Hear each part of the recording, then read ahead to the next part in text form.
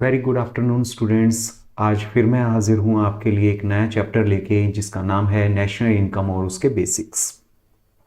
Chapter शुरू करने से पहले आपको पता है कि स्कूल्स बंद कर दिए गए हैं, तो उस कड़ी को अगर हम ध्यान में रखें तो मुझे एक कोट ध्यान आता है और वो है हमारे रतन टाटा जी, जो इंडिया के टॉप इंडस्ट्रियलिस्ट हैं। उन्होंने एक बात कही थी, ups and downs in a life are very important to keep us going because a straight line keep us even in ECG means we are not alive. तो इसीलिए क्या है, अप्स एंड डाउन्स हमें बहुत कुछ सिखा रहे हैं। हमें जो सोशल डिस्टेंसिंग है उसका पालन करना है, हैंड सैनिटाइजर का पूरा इस्तेमाल करना है, मास्क अपना प्रॉपरली यूज करना है। तो ये सारी चीजें हम देखें तो हमें इकोनॉमी का भी ख्याल रखना है। इंडियन इकोनॉमी के अंदर आप देख रहे होंगे कि नेशनल इनकम की जो ग्रोथ रेट है वो कम हो गई है। तो आज का जो अपना लेक्चर है, नेशनल इनकम को कैलकुलेट कैसे करते हैं, उसी के हम बेसिक्स को हम आज स्टडी करने वाले हैं। तो देखिए, यहां आपको एक पिक्चर दिखाई दे रही है। इस पिक्चर के अंदर देखिए इंडिया का मैप है और साथ में वर्ल्ड का मैप है। इंडिया का मैप जो है, इंडिया के अंदर जितनी भी हमारी अर्निंग होती है, फैक्टर अर्निंग यानी कि रेंट, वेज, इंटरेस्ट और प्रॉफिट, वो सारा हम लें तो हमारी है डोमेस्टिक इनकम। साथ में अगर फॉरेन के साथ अगर हम ट्रेडिंग करते हैं तो फॉरेन के साथ अगर आप ट्रेडिंग करेंगे तो वहां से भी तो हमारे फैक्टर्स वहां जाएंगे और वहां से कमा के लेके आएंगे रेंट, वेज, इंटरेस्ट और प्रॉफिट, और उनके हमारे यहां से लेके जाएंगे। तो दोनों का जो मिक्सचर होता है, इंडिया की डोमेस्टिक इनकम और प्लस में फॉरेन से जो हमने लिया है और जो दिया है, उसका डिफरेंस फैक्टर इनकम का, उसे हम कहते हैं नेशनल इनकम। तो देखते हैं इसी से रिलेटेड कुछ कॉन्सेप्ट्स। देखिए, सबसे पहले हम लेते हैं GDP. GDP gross domestic product, जिसे हम हिंदी में कहते हैं सकल घरेलू उत्पादन। इसकी डेफिनेशन देखिए, घरेलू आय क्या, एक लेखा वर्ष में यानी कि एक फाइनेंशियल ईयर में घरेलू सीमा में यानी कि डोमेस्टिक टेरिटरी में सभी उत्पादक, ऑल प्रोड्यूसर्स, वेदर वो हमारे नॉर्मल रेजिडेंट्स इंडिया के हों या नॉर्मल रेजिडेंट्स ना हों, उन द्वारा उत्पादित सभी अंतिम वस्तुओं और सेवाओं का बाजार मूल्य का जोड़ जो है वो हमारी जीडीपी एट मार्केट प्राइस कहलाती है। इंग्लिश में देखें, डोमेस्टिक प्रोडक्ट मनी वैल्यू है all final goods and services का। प्रोडक्शन जिन्होंने किया है वो है नॉर्मल रेजिडेंट्स और non residents within the domestic territory and valued at market price. This is known as gross domestic product. ठीक है, इस कोटेशन से, इस डेफिनेशन से हम देखते हैं क्या बातें हमारे सामने आई। एक आया डोमेस्टिक टेरिटरी, ये कॉन्सेप्ट क्या होता है। फिर हमने देखा कि नॉर्मल रेजिडेंट्स, ये क्या होता है। डोमेस्टिक हम देखेंगे, फिर हमने देखा है नेशनल इनकम क्या होती है, ये हम पढ़ेंगे। मार्केट प्राइस के ऊपर आपने देखा कि मनी वैल्यू है, मार्केट प्राइस के अंदर होगी मनी वैल्यू, तो वो क्या होती है। फैक्टर कॉस्ट, चाहे हमारे नॉर्मल रेजिडेंट्स हों चाहे नॉन रेजिडेंट्स हों, वो काम सभी करते हैं, वो सारे फैक्टर्स होते हैं, वो हम देखेंगे वो क्या है। ग्रॉस डोमेस्टिक प्रोडक्ट हमने देखा, तो ये ग्रॉस क्या होता है। नेट डोमेस्टिक प्रोडक्ट देखेंगे तो ये नेट क्या है। इवन हम मार्केट प्राइस देख रहे हैं, जीडीपी एट एमपी लिखा हुआ है, तो मार्केट प्राइस क्या है। ये जो आपने देखा कि डिफरेंट डिफरेंट हम यहां पे बेसिक कॉन्सेप्ट्स हैं, ये आज हम स्टडी करने वाले हैं। तो देखते हैं, सबसे पहला हम इसमें लेते हैं डोमेस्टिक टेरिटरी। डोमेस्टिक टेरिटरी है क्या। अब आप ये इंडिया का यहां पे एक मैप देख रहे हैं, ये हमारी पॉलिटिकल टेरिटरी है। जो हमें नक्शा दिया हुआ है ये हमारा पॉलिटिकल टेरिटरी है। अब पॉलिटिकल टेरिटरी के साथ साथ हम टेरिटोरियल वाटर और लेते हैं यहां पे। अब टेरिटोरियल वाटर जो है, यहां पर हमारे समुद्र घूम सकते हैं, समुद्र के अंदर हमारी जो जहाज वगैरह हैं वो जा सकते हैं। ये हमारी टेरिटरी है, ये हमारी लिमिट है, ये बाउंड्री है। ये खाली जमीन नहीं, समंदर की भी बाउंड्री है हमारी। इसी तरह से एक एयरवेज है, हवाई की भी जो हमारी है वो लिमिट फिक्स है। जैसे टेरिटोरियल वाटर लगभग 22.2 किलोमीटर्स के करीब का ये दूरी होती है जहां पर इंडिया का ये समुद्र काउंट होता है, ये लिमिट है हमारी। ठीक है, तो ये भी हमने काउंट करनी है। अगला इसके अंदर है विदेशों में स्थित भारत के राजनयिक उच्चायोग, हाई कमीशंस। इसके अलावा है एम्बेसीज। अब ये फॉरेन के अंदर, ये इंडिया का आप देखेंगे, ये मैप के ग्लोब के अंदर ये इंडिया का झंडा है, तो यहां हमारी एम्बेसी हो सकती है। ठीक है, हाई कमीशन हो सकता है इंडिया का। ठीक है। एम्बेसी, एम्बेसी और हाई कमीशन में क्या फर्क है? एम्बेसी जो है वो किसी भी देश के अंदर होगी, हाई कमीशन जो होता है वो कॉमनवेल्थ कंट्रीज हैं उन्हीं के अंदर होते हैं हमारे। कॉन्सुलेट्स, कॉन्सुलेट्स होते हैं वाणिज्य दूतावास, जब कॉमर्शियल जो पर्पस होता है उसके लिए जो एम्बेसी है उसे हम कॉन्सुलेट्स कहते हैं। सैनिक प्रतिष्ठान, फॉरेन के अंदर, ये मान लो ग्लोब है, ग्लोब के अंदर इंडिया का कोई भी है, यहां पे इंडियन गवर्नमेंट का मिलिट्री बेस हो, वो भी इंडिया का ही टेरिटरी का पार्ट कहलाएगा। ओवरसीज वो किसी भी देश के अंदर हो सकता है। तो हमने यहां देखा क्या कि हाई कमीशन हो, एम्बेसीज हो, कॉन्सुलेट्स हो या फिर मिलिट्री बेसिस हो, इंडिया के हो, इंडियन गवर्नमेंट के हो, वो कहीं पे भी हो वर्ल्ड के अंदर, वो इंडिया की डोमेस्टिक टेरिटरी का पार्ट है। अगला पॉइंट इसके अंदर है शिप्स, इंडिया के, वो कहीं पे भी हो, कहीं खड़े हो, ठीक है। फिशिंग वेसल्स, समुद्री जो नौकाएं हैं अपनी मछली पकड़ने वाली, वो एयरक्राफ्ट्स, जैसे यहां आप देख रहे हैं ये एरोप्लेन है, ये अगर एयर इंडिया का है तो ये कहीं पे भी हो, ये इंडिया की डोमेस्टिक टेरिटरी का पार्ट है। तैरते हुए प्लेटफॉर्म्स, ये प्लेटफॉर्म्स हैं जो समुद्र के अंदर गैस वगैरह की खोजबीन करने के लिए लगे होते हैं, वो हैं। सो ये भारतीय निवासियों द्वारा अधिकृत हैं, ये इंडियन जो सिटीजन्स हैं हमारे वो चला रहे हैं, और इंडिया के जो नॉर्मल रेजिडेंट्स हैं वो चला रहे हैं, वो इसे कहीं पे भी लेके जाएं, इंडिया का ठप्पा इसके ऊपर लगा हुआ है, ठीक है। चाहे वो इंडियन गवर्नमेंट का हो या इंडिया के जो लोग हैं ये कहीं पे भी लेके जा रहे हो, वापस ये आते इंडिया के ही अंदर है, तो ये हमारी डोमेस्टिक टेरिटरी का पार्ट है। हमने इसके अंदर क्या ऐड नहीं करना है, डोमेस्टिक टेरिटरी में क्या ऐड नहीं करना, क्या शामिल नहीं करना, क्या एक्सक्लूड करना है। जैसे हमारी एम्बेसी अगर मान लो अमेरिका के अंदर है या पाकिस्तान के अंदर है तो वो हमारी है क्योंकि वहां गवर्नमेंट ऑफ इंडिया है, ठीक है। ऐसे ही अगर अमेरिकन एम्बेसी दिल्ली के अंदर है, जैसे ये अमेरिकन एम्बेसी ले लेते हैं, ये अगर दिल्ली के अंदर है तो ये हमारी टेरिटरी का पार्ट नहीं होगा, ये अमेरिकन जो है डोमेस्टिक टेरिटरी उसका पार्ट होगा। यहां पे इंटरनेशनल ये एक बिल्डिंग है, ये WTO का ऑफिस हो सकता है, जैसे दिल्ली के अंदर है, IMF का है, इंटरनेशनल मॉनेटरी फंड है या वर्ल्ड बैंक है, ये इंटरनेशनल ऑर्गेनाइजेशंस हैं। ये office of international organisations such as World Bank, IMF या एशियन डेवलपमेंट बैंक ADB, इनका कोई भी यहां पे ब्रांच है वो इंडिया की डोमेस्टिक टेरिटरी का पार्ट नहीं कहलाएगी। तो ये हमने पढ़ा डोमेस्टिक टेरिटरी। अब नॉर्मल रेजिडेंट्स क्या होते हैं? नॉर्मल रेजिडेंट्स वो एक पर्सन भी हो सकता है, वो एक इंस्टीट्यूशन भी हो सकता है, जिसे आप कंपनी वगैरह भी कह सकते हैं। सामान्य रूप से नॉर्मली वो रेजाइड करे 1 ईयर या 1 से ज्यादा, तो वो इंडिया का नॉर्मल रेजिडेंट है। कंडीशन क्या है? कंडीशन है कि उसकी आर्थिक रुचि हो, इकोनॉमिक इंटरेस्ट हो, मींस उसका घर यहां पे हो, उसकी कमाने का सोर्स यहां पे हो, तो हम उसे कहेंगे कि ये हमारा जो है नॉर्मल रेजिडेंट है। हाँ, यहां पे कंपनी की बात आती है। कंपनी उसका प्लेस ऑफ इफेक्टिव मैनेजमेंट, यानी कि जो उसके बोर्ड ऑफ डायरेक्टर्स हैं, जो उनकी मेन मीटिंग्स होती हैं, जहां डिसीजन लिए जाते हैं, वो सारे के सारे जो हैं अगर कंट्रोल इंडिया में है तो वो कहलाएंगे सारे के सारे नॉर्मल रेजिडेंट्स इंडिया के, ठीक है। और अगर कोई बाहर की कंपनी है, कंपनी नॉन रेजिडेंट कहलाएगी कब? If it's control is not in India, अगर उसका कंट्रोल बाहर है, विदेश में है, बेशक वो कारोबार यहां करती हो लेकिन कंट्रोल सारा का सारा बाहर से है, तो वो इंडिया की नॉर्मल रेजिडेंट नहीं कहलाएगी। इसके लिए आप देख सकते हैं a company would be considered a non resident, ये एक आर्टिकल है जो 2007 में आई थिंक इकोनॉमिक टाइम्स के अंदर ये पब्लिश हुआ था, और उसके अंदर ये मेंशन किया गया था कि a company would be considered non resident if a control and management is not in India. This would apply even in cases where 99% shares जो हैं वो इंडियंस के पास हो, 1% चाहे बेशक विदेशी के पास हो।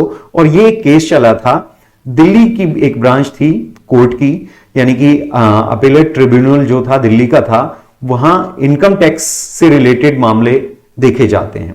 तो ये डिसीजन जो था वो दिल्ली के इस कोर्ट ने दिया था कि एक company would be considered non-resident if the control and management is not in India.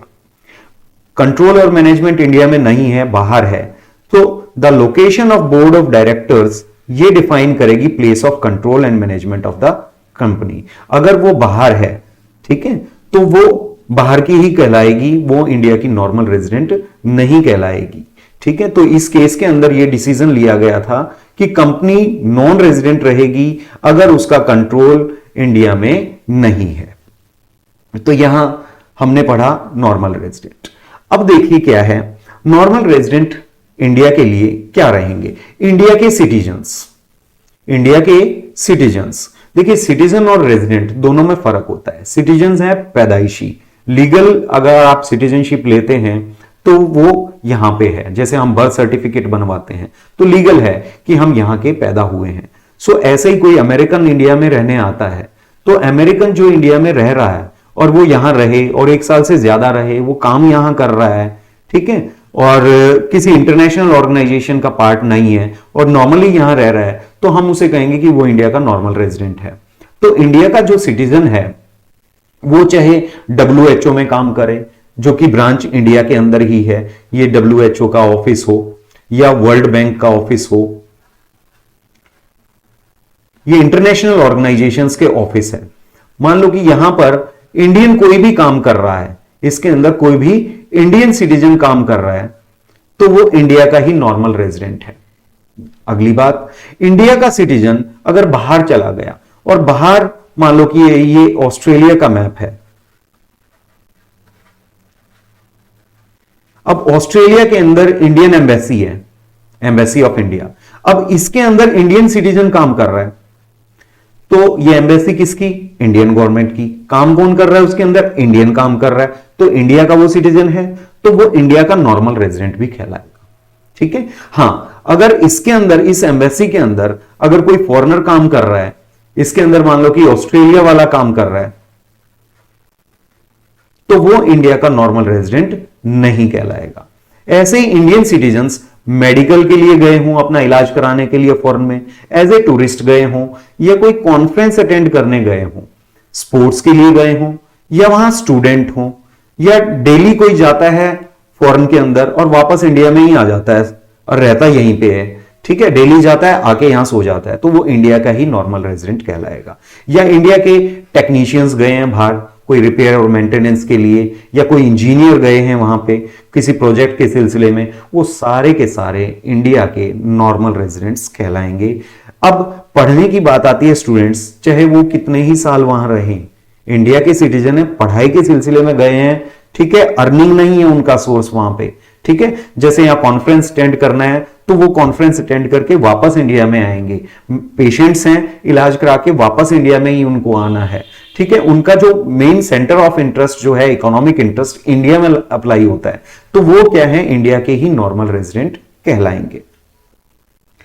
Next इसके अंदर है इंडिया की टेरिटरी के अंदर कोई नॉन रेजिडेंट्स रह रहे हैं तो वो कौन है?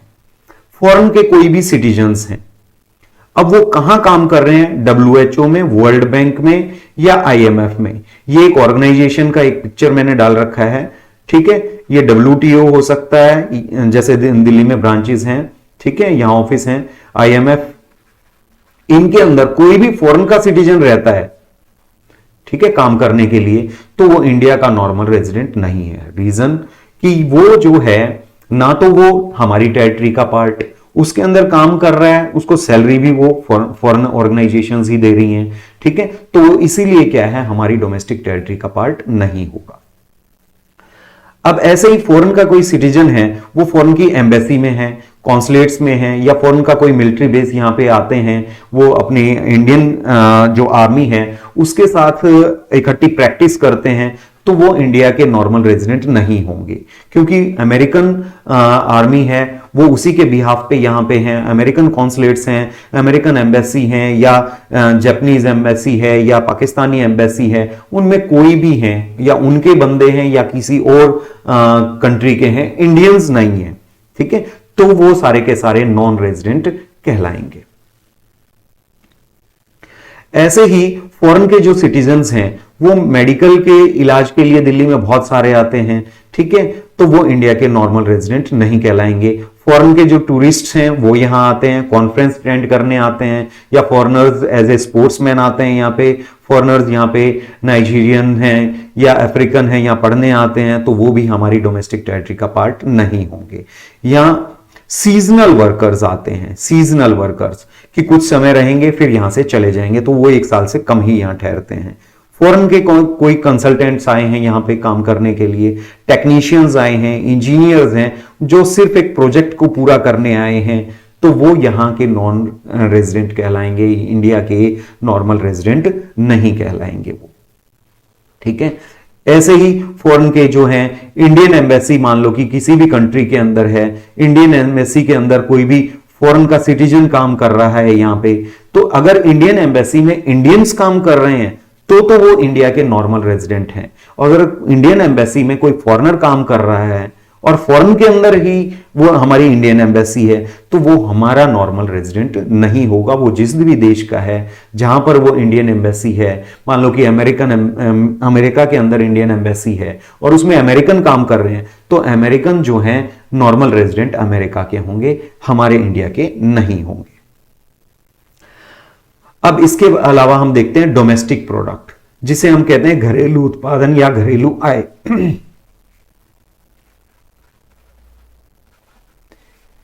या नेशनल प्रोडक्ट है, जिसे हम नेशनल इनकम भी कहते हैं, राष्ट्रीय आय।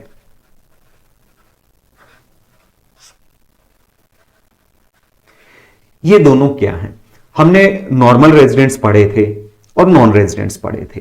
अगर ये इंडिया का आप मैप देख रहे हैं, ये इंडिया की टेरिटरी है जिसमें आपका वाटरवेज भी आ जाएगा, एयर्स का भी आ जाएगा, ठीक है, फ्लोटिंग प्लेटफॉर्म आ जाएंगे जो समुद्र के अंदर तैरते हुए प्लेटफॉर्म, जिसे हम कहते हैं कि वो अपने खोजबीन करने के लिए समुद्र के अंदर गए हुए हैं, वो हमारी टेरिटरी का पार्ट है। अब हमारी टेरिटरी के अंदर चाहे रेजिडेंट्स हो इंडिया के, चाहे नॉन रेजिडेंट्स हो, दोनों ने जो कमाई की है वो हमारी डोमेस्टिक इनकम कहलाएगी या डोमेस्टिक प्रोडक्ट कहलाएगी, घरेलू उत्पाद कहलाएगा।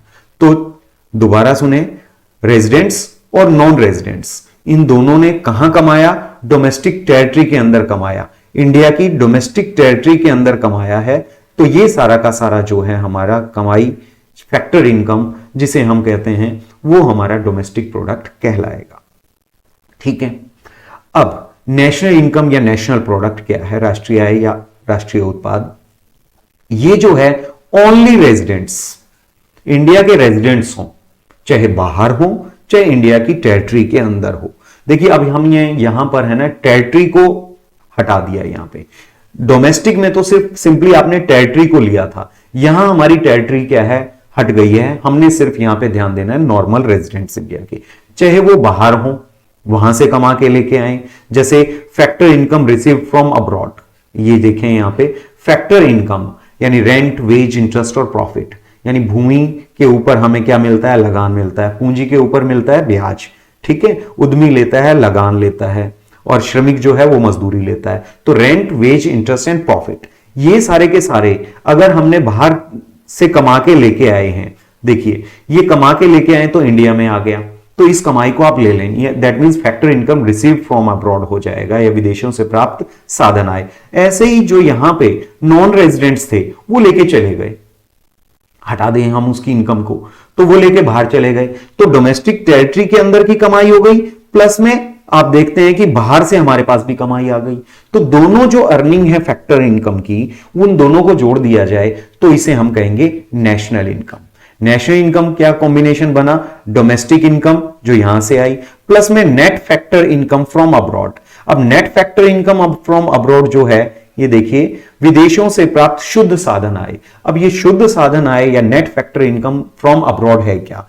कि हमारे इंडिया के नॉर्मल रेजिडेंट्स फॉरेन के अंदर हैं, वहां से वो कमा के लेके आए हैं, फैक्टर इनकम एडिट, और जो नॉन रेजिडेंट्स हैं वो यहां से इंडिया से लेके चले गए, उसे हम लेस कर देते हैं, तो इसे हम कहेंगे factor income earned by residents abroad, abroad से वो ऐड करना है, और factor income earned by non residents in our territory, हमारी डोमेस्टिक टेरिटरी में अगर नॉन रेजिडेंट्स ने कमाया तो उस कमाई को हटा दें। इन दोनों का जो डिफरेंस है वो कहलाता है net factor income from abroad. तो national income it is a combination of domestic income plus net factor income from abroad, यानी कि घरेलू आय और विदेशों से प्राप्त शुद्ध साधन आय का जोड़ जो है वो हमारा राष्ट्रीय आय कहलाता है। अब देखिए, हमने बात की फैक्टर इनकम, बार बार हम कह रहे हैं फैक्टर इनकम अर्न्ड, ये हमने पहले लेक्चर्स में भी पढ़ा था कि फैक्टर इनकम क्या है। फैक्टर इनकम देखिए, ये लेबर है, ये लैंड हो गई, ये कैपिटल, ये एंटरप्रेन्योर।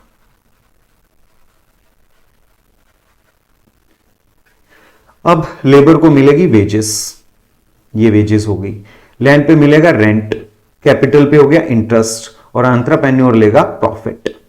अब इन सबको जोड़ दिया जाए तो ये हमारी क्या है, फैक्टर इनकम है।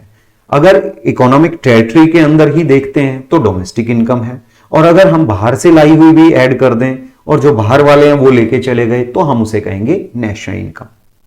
ठीक है, इसे हम कहते हैं अर्नड इनकम, अर्जित आय। ये सारे फैक्टर्स क्या हैं, अपनी सर्विसेज प्रोवाइड करते हैं। अब अपनी सर्विसेज ये प्रोवाइड करते हैं और इन रिटर्न इन्हें अपनी सर्विसेज के बदले कुछ मिलता है तो उसे हम कहते हैं फैक्टर इनकम। तो ये कमाई गई आय है। इसी तरीके से एक आय है जो कमाई नहीं है हमने, उसे हम कहते हैं ट्रांसफर अर्निंग। ये देखिए, हस्तांतरण आय, ये क्या है, ये वन साइडेड है, जबकि फैक्टर इनकम टू साइडेड थी। एक तरफ फैक्टर्स जाते हैं, दूसरी तरफ फैक्टर्स अपनी सर्विसेज के बदले में कमाई लेते हैं, जिसे हम फैक्टर इनकम कहते हैं। जबकि ट्रांसफर इनकम क्या है, ये वन साइडेड है, मिली मिली है हमें। जैसे हमें स्कॉलरशिप मिल जाए, स्कॉलरशिप मिलती है बच्चों को, तो ये वन साइडेड है। बच्चे जो पढ़ाई कर रहे हैं उनको गवर्नमेंट स्कॉलरशिप दे रही है, तो बच्चे अपनी पढ़ाई कर रहे हैं, उन्होंने आउटपुट में कोई कंट्रीब्यूशन नहीं किया है। ठीक है, तो ये स्कॉलरशिप जो है वो हस्तांतरण आय है, वन साइडेड इनकम है उनकी। ऐसे ही स्टाइपेंड मिलता है एससी बीसी बच्चों को, तो उस जो स्टाइफंड है वो भी क्या है, ट्रांसफर अर्निंग है। ऐसे ही कोई गिफ्ट दे देता है तो वन साइडेड है, तो उसमें कोई आपने आउटपुट क्रिएट नहीं किया, देश के सर्कुलर फ्लो में कोई कंट्रीब्यूशन नहीं हुआ है, तो वो हमारा जो है ट्रांसफर अर्निंग है। नेक्स्ट है ओल्ड एज पेंशन। हाँ, रिटायरमेंट पेंशन हो तो आपने सर्विसेज दी थी, फैक्टर सर्विसेज दी, उसका रिवॉर्ड आपको मिल रहा है, तो वो गिव एंड टेक की सिचुएशन है कि फैक्टर्स ने अपनी सर्विसेज दी, इन रिटर्न उसे कुछ मिला। तो retirement pension is a part of factor income, but old age pension ये ट्रांसफर इनकम है। ऐसे ही लॉटरी लगती है तो वन साइडेड हो गया ये भी। ठीक है, ये भी ट्रांसफर अर्निंग का पार्ट है। रिमिटेंसेज रिसीव्ड फ्रॉम अब्रॉड, विदेशों से हम डोनेशंस मिलता है, दान चंदा जिसे हम कहते हैं, ये हमें मिल गया, तो ये वन साइडेड है। अब कंपल्शन नहीं है कि उन्होंने दिया है तो हम भी देंगे। ठीक है, वो फैक्टर से कनेक्टेड नहीं है। ठीक है, तो फैक्टर्स होंगे तो हम कहेंगे फैक्टर इनकम, और अगर विदाउट एज ए फैक्टर हमें रिसिप्ट्स हो रही हैं तो उसे हम कहेंगे ट्रांसफर अर्निंग। नेशनल इनकम और डोमेस्टिक इनकम दोनों के अंदर ही हम क्या करते हैं, फैक्टर इनकम को लेते हैं, ट्रांसफर इनकम को नहीं लेते, क्योंकि ये सर्कुलर फ्लो का पार्ट नहीं है। अब हम लेते हैं कि नेशनल इनकम और डोमेस्टिक इनकम में हम फाइनल गुड्स को लेते हैं, इंटरमीडिएट गुड्स को नहीं लेते हैं। फाइनल गुड्स हिंदी में बोलें अंतिम वस्तु, और इंटरमीडिएट होती है मध्यवर्ती वस्तु। इन दोनों की डेफिनेशन देखते हैं। देखिए, ये एक फर्म, मैंने एक कंपनी बनाई हुई है जहां प्रोडक्शन फैक्ट्री है, ये फैक्ट्री है। अब इस फैक्ट्री की ये बाउंड्री है, जो आप तार देख रहे हैं ये बाउंड्री है। अब ये इसकी प्रोडक्शन बाउंड्री हो गई कि ये यहां पर अपना काम करती है ये फर्म। अब जो आउटपुट इससे निकल गया बाहर वो रहेगा फाइनल, अंतिम वस्तु कहेंगे। और जो इस फैक्ट्री के अंदर पड़ा है एज ए रॉ मटेरियल, कच्चा माल, या सेमी आपका फिनिश्ड कह सकते हैं, या फिनिश्ड होके भी, तैयार होके भी यहां पड़ा है, उसने बाउंड्री को क्रॉस नहीं किया, प्रोडक्शन बाउंड्री को, तो उसे हम कहेंगे इंटरमीडिएट गुड्स। ठीक है, अब इंटरमीडिएट गुड्स में और फाइनल में एक फर्क और है कि हम नेशनल इनकम में जो है हम फाइनल गुड्स को ही लेंगे, इंटरमीडिएट को नहीं लेंगे। क्यों नहीं लेंगे? क्योंकि इंटरमीडिएट की अभी और वैल्यू ऐड होनी बाकी है। क्योंकि कच्चा माल जो है उसी को ही हम प्रोसेसिंग करके फिनिश्ड में कन्वर्ट करेंगे, तो उसकी वैल्यू अभी बढ़ेगी। सपोज करो 200 रुपए का अगर कच्चा माल है, तो वो फिनिश बन के जब मार्केट में सेल होने के लिए जाएगा, वो 200 का थोड़ी ना रहेगा, उसमें प्रॉफिट भी होगा, रेंट भी इन्वॉल्व होगा, इंटरेस्ट भी इन्वॉल्व होगा, तो उसके जो फैक्टर्स लगे हुए हैं उसको काम करने पे वो प्राइसेस और उसके अंदर ऐड हो जाएगी, तो इसीलिए उसकी वैल्यू ऐड होनी बाकी है। अब देखिए यहां पर पुनः बिक्री रीसेल होती है, जो इंटरमीडिएट गुड्स हैं उनकी रीसेल होगी, जबकि फाइनल गुड्स की जो है रीसेल नहीं होगी, पुनः बिक्री नहीं होगी। यहां पर देखें इंटरमीडिएट की पुनः बिक्री होगी, ये नेशनल इनकम में ऐड नहीं होगी, not plus in national income, national income में ऐड नहीं होगा, जबकि ये नेशनल इनकम के अंदर ऐड होगा। अब देखिए क्या है, कई बार कंफ्यूजन ये हो जाता है कि हम प्रोडक्ट को फाइनल कहें कि इंटरमीडिएट कहें। अब मान लो कि ये एक मिल्क का एक पाउच है, पैकेट है, ये फैक्ट्री से आ गया बाहर, अब ये फिर फाइनल भी रह सकता है और इंटरमीडिएट में भी कन्वर्ट हो सकता है, ये इसका रहेगा एंड यूज, इसके यूज कौन कर रहा है। अगर ये मिल्क हम कंजम्पशन पर्पस के लिए लेते हैं, तो ये मिल्क जो है वो फाइनल गुड है, अंतिम वस्तु है।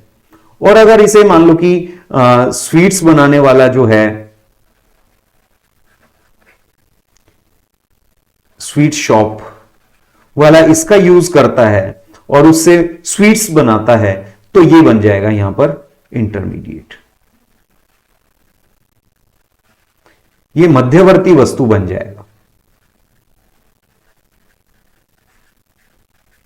यानी कि ये मिठाई बनाने के काम आ रहा है, ठीक है। सो मिठाई बनाने के लिए ये इंटरमीडिएट हो जाएगा, और अगर हम इसका घर में यूज करते हैं चाय वगैरह के लिए या पीने के लिए या दही बनाने के लिए, ठीक है, तो वो हमारा जो है वो फाइनल गुड में रहेगा।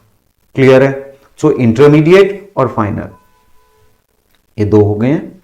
अब देखिए कई बार हम देखते हैं, जैसे स्टार्टिंग में हमने देखा था कि ग्रॉस डोमेस्टिक प्रोडक्ट, ऐसे ग्रॉस नेशनल प्रोडक्ट होता है, तो ग्रॉस टर्म यूज होती है।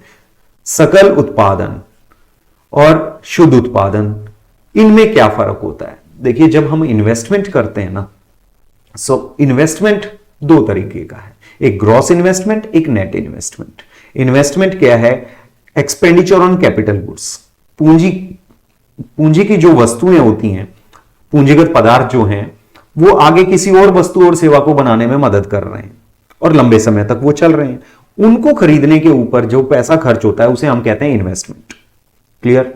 अब इन्वेस्टमेंट जब आपने की तो वो मशीन चलेगी, मशीन चलेगी, वर्किंग में है, किसी दूसरी वस्तु और सेवा यानी कि फर्दर किसी गुड्स एंड सर्विसेज का वो प्रोडक्शन करने में हेल्प कर रही है।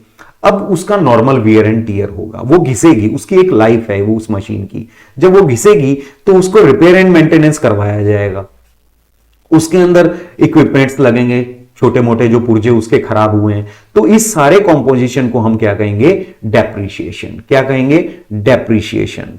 इसे हम कंजम्पशन ऑफ फिक्स्ड कैपिटल भी कहते हैं, हिंदी में कहते हैं घिसावट, मूल्यह्रास या स्थायी पूंजी का उपभोग। कि स्थायी पूंजी थी, जैसे जैसे उसको वर्किंग में लेके आए, उसकी अपनी लाइफ है, 10 साल तक वो मशीन चलेगी, तो 10 के बाद वो आपको रिप्लेस करनी पड़ेगी, तो हर साल उसकी कुछ ना कुछ तो वैल्यू कम होगी, 10 साल के बाद तो वो जीरो हो जानी है, वो तो हमें कबाड़ी को देनी पड़ेगी फिर। ठीक है, तो ये जो एक मशीन है ये एज ए हमारी क्या है, फिक्स्ड इन्वेस्टमेंट है। इसकी रिपेयर एंड मेंटेनेंस हम करवाते हैं, तो रिपेयर एंड मेंटेनेंस के ऊपर जो खर्चा होता है वो कौन से वाला है, देखिए सामान्य टूट फूट, नॉर्मल वियर एंड टीयर होना चाहिए। नॉर्मल ये नहीं कि मशीन के अंदर आग लग गई और मशीन पूरी ही स्वाहा हो गई, तो वो कैपिटल लॉस का पार्ट कहलाएगा, डेप्रिसिएशन का पार्ट नहीं कहलाएगा। दूसरा है हानि की सामान्य दर हो, नॉर्मल होना चाहिए। जैसे पंखा कोई चल रहा है फर्म के अंदर, तो वहां की कैपिटल का पार्ट हो जाएगा।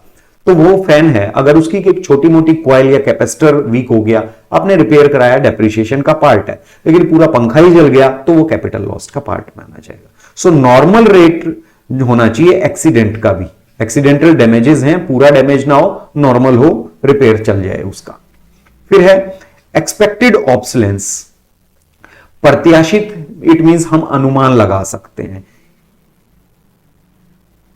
अप्रचलन, एक्सपेक्टेड ऑब्सोलेंस मींस जो मशीन हमने लगाई है, जिससे हम आउटपुट कर रहे हैं, जो टेक्नोलॉजी की वो मशीन दे रही है, वो टेक्नोलॉजी कुछ दिन के बाद ऑब्सोलीट हो जाएगी, मींस अपरचलन में हो जाएगी।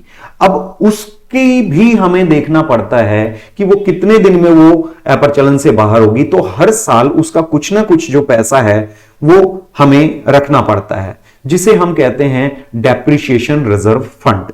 वो पैसा हम अपने पास रखते हैं, ठीक है। कल को वो मशीन खराब हो जाए, ऑब्सोलीट हो जाए, उसकी एक लाइफ है, तो उसको रिप्लेस करने के लिए हम करते हैं इसे। सो आपने देखा कि 3 चीजें हैं डेप्रिसिएशन के अंदर।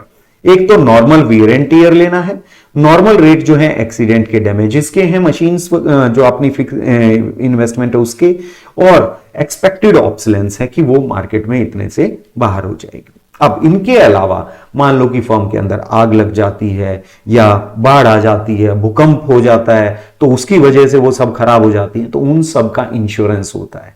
तो डेप्रिसिएशन नहीं है वो, ठीक है। सो वो कैपिटल लॉस की तरफ जाता है इशारा उसका।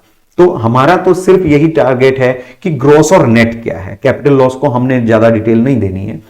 सो यहां पर आपने देखा कि ग्रॉस जो है नॉर्मल वियर एंड टियर, हानि की सामान्य दर, प्रत्याशित अपरचलन, ये सब जो है पार्ट बनता है डेप्रिसिएशन का। अब ग्रॉस प्रोडक्ट जो है मींस जो हमने आउटपुट किया है उसके अंदर अगर डेप्रिसिएशन का खर्चा साथ है तो हम कहेंगे ग्रॉस प्रोडक्ट, और अगर डेप्रिसिएशन का खर्चा नहीं है तो है net product. So gross product में से यदि डेप्रिसिएशन लेस कर दिया जाए तो हमारे पास आ जाएगा नेट प्रोडक्ट, यानी कि निवल उत्पादन, जिसे हम कहते हैं शुद्ध उत्पादन।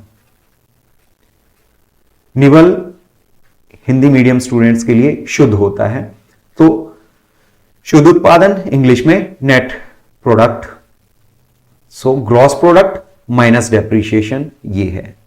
अब देखें कि जब नॉर्मल हम देखा कि डेप्रिसिएशन हुआ और ये 3 कॉन्सेप्ट्स हमने उसके अंदर पढ़े, ये तीनों जो हैं, मान लो कि एक मशीन की लाइफ 10 साल है, तो 10 साल में 1 लाख की मशीन है वो, तो 10 साल में वो निपट लेगी, वो खत्म हो जाएगी। तो हर साल जो उसका नॉर्मल वियर एंड टियर होना है, तो वो आप अपनी जेब से कैसे देंगे? उसके लिए हम एडवांस में एक गुल्लक बना लेते हैं, एक तिजोरी बना लेते हैं। ये एक तिजोरी हमने बनाई है जिसके अंदर हम पैसे डालते रहते हैं। ये पैसे हमने इसमें डाल दिए कि कल को जब मशीन खराब हो तो आपके पास जो पैसा है वो पहले से ही आपके पास फंड में अवेलेबल है, और उस फंड को हम कहते हैं डेप्रिसिएशन रिजर्व फंड, यानी मूल्यह्रास का आरक्षित कोष।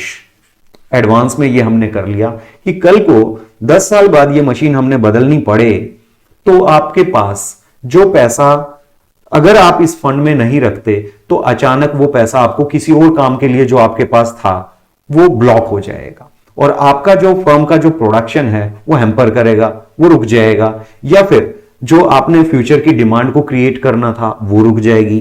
तो आप इस फंड को इसलिए बनाएंगे ताकि आपकी जो अनसर्टेनिटीज हैं फ्यूचर के अंदर, वो उनके ऊपर आपका जो पैसा है वो अलग से जो लगाना है वो लगा रहे, और इसका जो पैसा है वो आपके पास ऐसे ही रखा हुआ मिल गया। समझे? क्योंकि आपने नॉर्मल थोड़ा थोड़ा थोड़ा थोड़ा इस गुल्लक में डालते रहे, ताकि अचानक जब जरूरत पड़े आप इसमें से निकाल दें, ताकि आपकी बिजनेस यूनिट यूं की यूं चलती रहे। तो इसीलिए हम ये डेप्रिसिएशन रिजर्व फंड बनाते हैं। नेक्स्ट है, आपने देखा था कि जीडीपी मार्केट प्राइस पे है, जीडीपी फैक्टर कॉस्ट पे है, national income eight market price, national income eight factor cost. अब ये मार्केट प्राइस और फैक्टर कॉस्ट होता क्या है? यानी प्रोडक्ट एट मार्केट प्राइस और product at factor cost. Market में जो सामान बिकने जाता है उसके अंदर फैक्टर कॉस्ट होती है। अब फैक्टर कॉस्ट क्या है? रेंट, वेज, इंटरेस्ट और प्रॉफिट, ये चारों जुड़ जाएं तो हमारी साधन लागत है। साधन लागत मींस फर्म दे रही है तो फर्म के लिए कॉस्ट है, और जो फैक्टर्स ले रहे हैं उनके लिए फैक्टर इनकम कहलाती है। ठीक है, फर्म के लिए कॉस्ट है। तो जब फर्म फैक्टर्स को पेमेंट करेगी तो साथ में वो क्या करेगी? जब मार्केट में सामान बेचने जाती है तो गवर्नमेंट उसके ऊपर टैक्सेस लगा देती है, जिसे हम कहते हैं इनडायरेक्ट टैक्सेस। ठीक है, जिससे फर्म का जो प्रोडक्शन है उसका रेट मार्केट में बढ़ जाता है। अब इसके आगे नेट वर्ड लगा है, इसको हम अभी थोड़ी देर बाद देखते हैं। देखिए एक एग्जांपल लेते हैं, प्राइस कैसे निकलता है। रॉ मटेरियल हमने लिया, उसके अंदर घिसावट का खर्चा हुआ, फिर हमने ये फैक्टर्स को पेमेंट की, रेंट, वेज, इंटरेस्ट और प्रॉफिट की, फिर इसके अंदर अप्रत्यक्ष कर हमने जोड़े। तो इट मींस सपोज करो कच्चा माल 30 रुपए का था, घिसावट जिसे हम डेप्रिसिएशन कहते हैं ये 10 रुपए की हुई, और ये सपोज करो ये रेंट, वेज, इंटरेस्ट और प्रॉफिट ये इतना हो गया, और गवर्नमेंट ने जो टैक्स लगाया वो 10 रुपए का लगाया। अब देखिए कच्चा माल हमने लेना नहीं है, ठीक है, क्यों नहीं लेना? क्योंकि कच्चा माल से आप पक्का बनाएंगे तो हमने जो नेशनल इनकम है उसके अंदर फाइनल गुड्स ही लेने हैं, इंटरमीडिएट गुड्स नहीं लेने हैं, तो ये तो हमारा कट गया। उसके बाद अगर नेट हम ले रहे हैं, नेट इनकम ले रहे हैं, नेट डोमेस्टिक इनकम या नेट नेशनल इनकम, तो डेप्रिसिएशन भी नहीं लेंगे।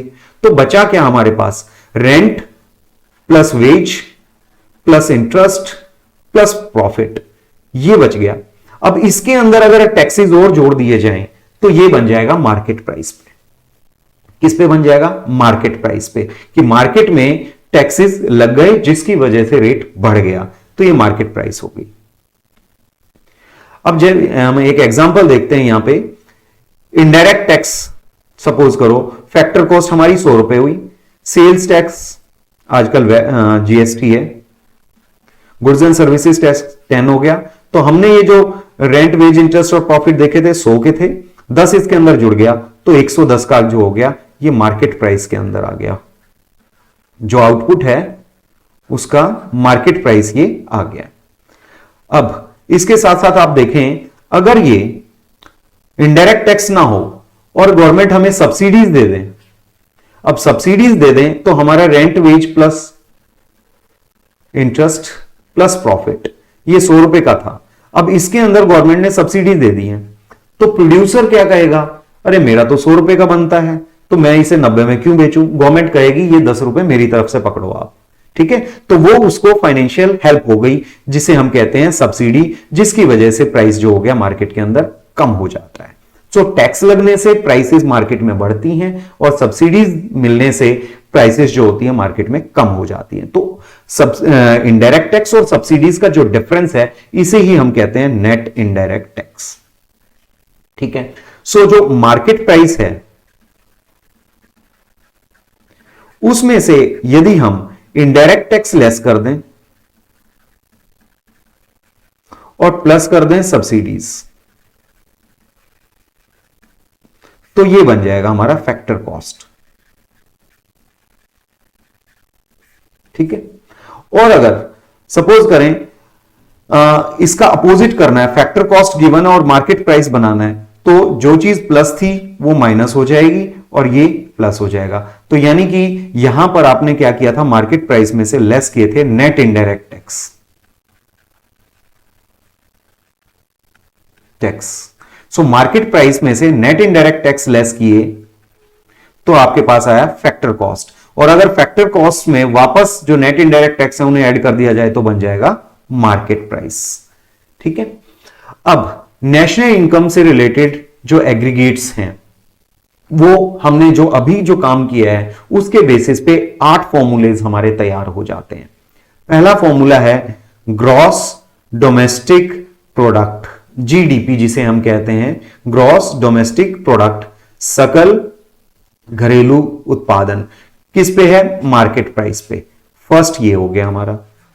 सेकंड, अगर ये ग्रॉस डोमेस्टिक प्रोडक्ट है और मार्केट प्राइस पे है, इसको नेट में कन्वर्ट करना है, तो आपको पता है कि ग्रॉस जो होता है उसके अंदर डेप्रिसिएशन है, तो हम डेप्रिसिएशन लेस कर देंगे तो हमारे पास क्या आ जाएगा? नेट। क्लियर है? तो ये डोमेस्टिक प्रोडक्ट जो है, घरेलू उत्पादन, 2 तरह का है, एक तो ग्रॉस है और एक नेट है। इसी तरीके से ये मार्केट प्राइस के अंदर था, सेम ये as it is gross domestic product factor cost पे हो जाएगा। अब अगर gross domestic product market price पे है और हमें उसे फैक्टर कॉस्ट में कन्वर्ट करना है, तो आप देखिए ये ग्रॉस और इधर ये ग्रॉस, इधर डोमेस्टिक, इधर डोमेस्टिक, इधर प्रोडक्ट, इधर प्रोडक्ट। डिफरेंस किस चीज का है? फैक्टर कॉस्ट का। और इधर है market price. So market price में से सपोज करें आप जीडीपी मार्केट प्राइस है और आपको बनाना है जीडीपी फैक्टर कॉस्ट। अब देखें ये जो चीज है जी, ये जी, तो डेप्रिसिएशन का हमें कुछ नहीं करना, ये डोमेस्टिक है, ये भी डोमेस्टिक है, तो नेट फैक्टर इनकम हमें गिवन होगी तो उसका भी कुछ नहीं करना। तो अब बचा क्या डिफरेंस, ये एमपी है मार्केट प्राइस जिसके अंदर इनडायरेक्ट टैक्सेस हैं और हमें बनाना है फैक्टर कॉस्ट, तो लेस कर देंगे नेट इनडायरेक्ट टैक्स, तो हमारा बन जाएगा जीडीपी एट एफसी। नेक्स्ट लेते हैं हम gross national product. Gross national product, अगर मान लो ये जीडीपी एमपी है और हमें बनाना है जी एन पी एमपी। सो देखें ये ग्रॉस, तो डेप्रिसिएशन अगर क्वेश्चन में गिवन भी है एग्जाम में तो हमें उसका कुछ नहीं करना।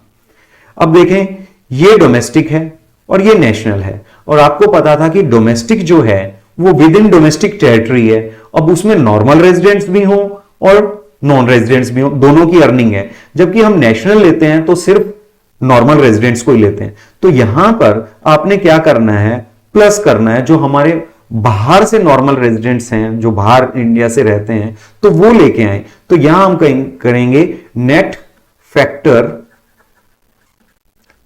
Income from abroad. हिंदी में कहें तो विदेशों से प्राप्त शुद्ध साधन आय, इट मींस विदेशों से जो मिला है वो जोड़ना है साधन आय, और विदेशियों को जो हमने दी है वो हमने लेस करनी है, तो वो नेट हो गया। अब देखिए यहां पर थर्ड जो कंपोनेंट बनता है मार्केट प्राइस, ये भी मार्केट प्राइस है और ये भी मार्केट प्राइस है, इट मींस इनडायरेक्ट टैक्स का कुछ नहीं करना। नेक्स्ट आप देखें net national product. Net national product, ये gross domestic product market price पे है और आपको बनाना है net national product market price पे। तो देखिए ये भी मार्केट प्राइस, ये भी मार्केट प्राइस, दोनों सेम है, तो इनडायरेक्ट टैक्स का हमें कुछ नहीं करना। डिफरेंसेस देखिए, ये ग्रॉस है और ये नेट है, तो ग्रॉस में से डेप्रिसिएशन लेस कर देंगे, घिसावट लेस कर देंगे, तो ये नेट में कन्वर्ट हो जाएगा।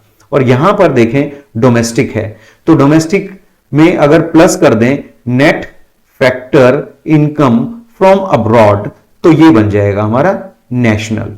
मार्केट सेम ही है, तो इस तरीके से आप क्वेश्चंस करते जाएं। अब देखते हैं इधर gross domestic product factor cost, net domestic product factor cost, same दोनों फैक्टर कॉस्ट पे हैं, तो फर्क कहां नजर आ रहा है, ये ग्रॉस है ये नेट है, उठा के हम डेप्रिसिएशन लेस कर देंगे। फिर है ग्रॉस नेशनल प्रोडक्ट और नेट नेशनल प्रोडक्ट, ये भी नेशनल प्रोडक्ट, ये भी नेशनल प्रोडक्ट, तो हम क्या करेंगे ग्रॉस में से डेप्रिसिएशन लेस कर देंगे, नेट आ गया। अब हम देखते हैं gross domestic product market price पे है और हमें बनाना है net national product factor cost पे। देखो तीनों डिफरेंसेस हमने चेंज कर दिए हैं, ये ग्रॉस है ये नेट है, ग्रॉस में से डेप्रिसिएशन लेस करें तो हमारा क्या आ गया, ये नेट आ गया। अब ये डोमेस्टिक है, डोमेस्टिक में प्लस कर दें net factor income from abroad, तो ये चीज ऐसे होगी तो ये नेशनल में कन्वर्ट हो गई। ऐसे ही मार्केट प्राइस है, मार्केट में आपको पता है कि मार्केट के अंदर क्या है, इनडायरेक्ट टैक्सेस हैं, तो हमें क्या करना है यहां पे लेस कर देना है, लेस इनडायरेक्ट टैक्स। टैक्सेस थे हमने हटा दिए और सब्सिडीज से मार्केट में रेट कम हो जाता है, तो वापस हमने क्या की, सब्सिडीज ऐड कर दी। सो मार्केट प्राइस में से इनडायरेक्ट टैक्स लेस करने हैं, सब्सिडीज ऐड करनी है, तो बन गया हमारा ये कॉम्पोजिशन फैक्टर कॉस्ट। या हम कहें जो इनडायरेक्ट टैक्स और सब्सिडीज हैं लेस की हैं, तो इसको हम ऐसे भी कर सकते हैं, कई बार एग्जाम में दिया होता है, माइनस कर दें नेट इनडायरेक्ट टैक्स। ये हम बजट वाले चैप्टर में भी पढ़ेंगे कि इनडायरेक्ट टैक्स क्या है और डायरेक्ट टैक्सेस क्या हैं। इनडायरेक्ट टैक्स वो होते हैं जो मार्केट के अंदर जो हम गुड्स वगैरह परचेज करते हैं तो उनके ऊपर जो टैक्सेस लगता है, ये वो टैक्स है जो लगा तो है सेलर को देना है, ठीक है, और देता कस्टमर है, वो टाल दिया जाता है, ठीक है, सेल्स के ऊपर है, जैसे सेल्स टैक्स है, सेल कौन कर रहा है, शॉपकीपर कर रहा है, लेकिन लेता किससे है, कस्टमर से, तो इनको हम कहते हैं इनडायरेक्ट टैक्सेस। आजकल इनडायरेक्ट टैक्स जो है गुड्स एंड सर्विसेज टैक्स है, जीएसटी जिसे हम कहते हैं। ठीक है, तो यहां पर आपके 8 फॉर्मूलेज पूरे हो जाते हैं। देखिए कौन से। पहला फॉर्मूला है आपका जीडीपी, जो फर्स्ट वन यहां था। दूसरा जो है आपका एनडीपी, मार्केट प्राइस पे, ये भी मार्केट प्राइस पे। तीसरा जो फॉर्मूला है वो है जीएनपी, मार्केट प्राइस पे, ये ग्रॉस नेशनल प्रोडक्ट, और ये 3 हो गया। अब फोर्थ वन देखते हैं, वो है एनएनपी, मार्केट प्राइस पे। तो 4 ये एज इट इज, ये चारों एज इट इज यहां पर मार्केट प्राइस में, और इधर जाके ये फैक्टर कॉस्ट में कन्वर्ट हो जाते हैं। देखिए, और इन सब में को अगर आपने फैक्टर कॉस्ट में कन्वर्ट करना है तो सिंपल एक ही काम करना है, नेट इनडायरेक्ट टैक्स लेस करना है। तो यहां पर आपके ये जीडीपी, एफसी फैक्टर कॉस्ट पे, एनडीपी फैक्टर कॉस्ट पे, जीएनपी फैक्टर कॉस्ट पे, एनएनपी फैक्टर कॉस्ट पे। इस तरीके से देखें तो ये 8 फॉर्मूलेज अपने पूरे हो जाते हैं। बाकी के जो हैं हमारे डिस्पोजेबल इनकम है, नेशनल डिस्पोजेबल है, प्राइवेट इनकम है। सबसे पहले हम देखेंगे कि नेशनल इनकम के 3 मेथड्स हैं कैलकुलेट करने के, वो तीनों हम अगले लेक्चर में पढ़ेंगे।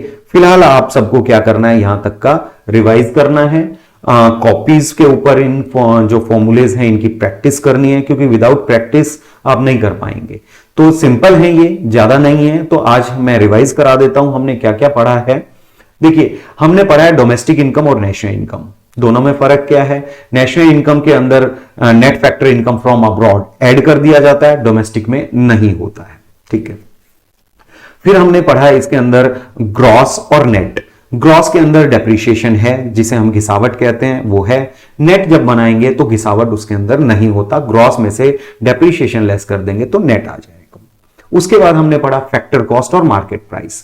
फैक्टर कॉस्ट फैक्टर्स की इनकम है, तो रेंट, वेज, इंटरेस्ट और प्रॉफिट, इसके अंदर कहीं पे भी आपको टैक्सेस नजर नहीं आते इनडायरेक्ट वाले।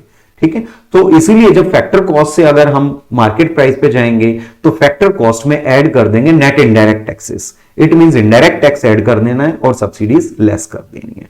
हमने पढ़ा था domestic territory, with in Indian territory जितने भी हैं वो हमारा जो है वो पॉलिटिकल टेरिटरी भी है, उसमें हमारा वाटर्स भी आ जाएगा, हमारा एयरवेज का भी आ जाएगा, हमारे जितने भी जो हैं इंडियन गवर्नमेंट या स्टेट गवर्नमेंट के एम्प्लॉइज हैं, चाहे बाहर कहीं पर भी रहें, चाहे अंटार्कटिका में रहें। जैसे अभी पिछले कुछ महीने पहले दिल्ली गवर्नमेंट से वाइस प्रिंसिपल्स और प्रिंसिपल्स सिंगापुर गए थे, तो वो वहां देख के आए हैं, एजुकेशनल टूर था। तो वो रहें तो गए इंडिया के ही, वो बाहर जाए चाहे 2 साल के लिए गवर्नमेंट वहां उन्हें छोड़ दे, तो वो इंडिया की ही टेरिटरी का पार्ट रहेंगे। ठीक है, फिर हमने पढ़ा नॉर्मल रेजिडेंट। नॉर्मल रेजिडेंट क्या है कि नॉर्मल रेजिडेंट 1 साल तक इंडिया में रहें और 1 साल के साथ साथ उनका इकोनॉमिक इंटरेस्ट भी यहां पे हो, ड्वेलिंग्स यहां पे हो, मींस रहना यहां पे हो, तो वो हमारा नॉर्मल रेजिडेंट कहलाएगा। क्लियर है? तो इस चैप्टर को आपने अच्छे से पढ़ना है, कॉपी पेन का इसमें यूज होगा, क्योंकि ये पूरी बुक का सबसे डिफिकल्ट चैप्टर कहलाता है नेशनल इनकम और उसका मेजरमेंट। ये अगर आपको इजी लगता है तो इट मींस पूरी इकोनॉमिक्स ही आपके लिए इजी है। तो तब तक के लिए मैं नया लेक्चर तैयार करता हूं। आप खुश रहें, पढ़ते रहें, एक दूसरे की हेल्प करें, फोन टेलीफोनिकली एक दूसरे से प्रॉब्लम शेयर करें। ठीक है, और इसके साथ साथ सोशल डिस्टेंसिंग का ख्याल रखना है आपने।